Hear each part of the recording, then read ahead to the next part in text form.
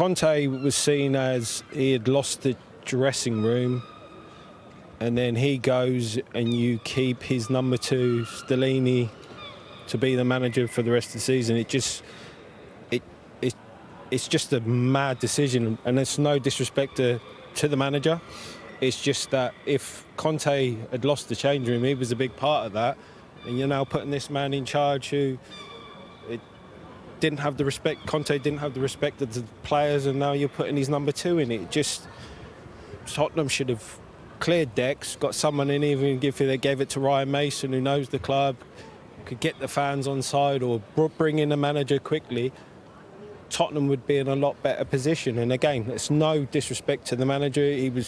But it's just a very weird decision for me. Is the danger where this club goes next, Jamie? It looks, Newcastle might well beat Spurs to the Champions League places this time, but could this be actually the start of something where Newcastle are joining the elite and Spurs potentially are slipping away from it?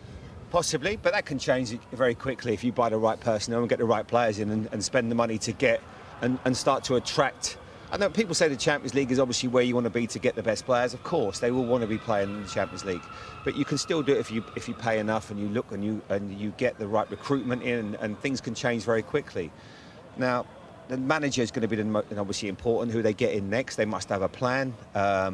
Would you be trying to do that now? Or would you be trying to be as patient as possible to go through the most thorough process possible, so you get the perfect candidate? They've been patient, haven't they? And I couldn't agree with Kieron more. He's spot on. It made no sense to keep a manager that was so heavily affiliated, to keep a coach that was so affiliated to the last manager. That made no sense. I think even the players, I put myself in the players and it's going, well, we've heard what you said. We've heard what well, the he's manager just said, Jamie, I hate to interrupt, sorry, but he's just told the press there that he wants to stay in charge for the rest of the season. Stellini. Yeah, I'm sure he does, and he might do. But with results and performances like that, he's not certainly going to help his cause. Now, I don't know what the owners will do, whether they think it might be the best thing to change it now. The options are out there. They obviously didn't want Pochettino in the first place because they didn't go for him. They didn't want to maybe go back down that route.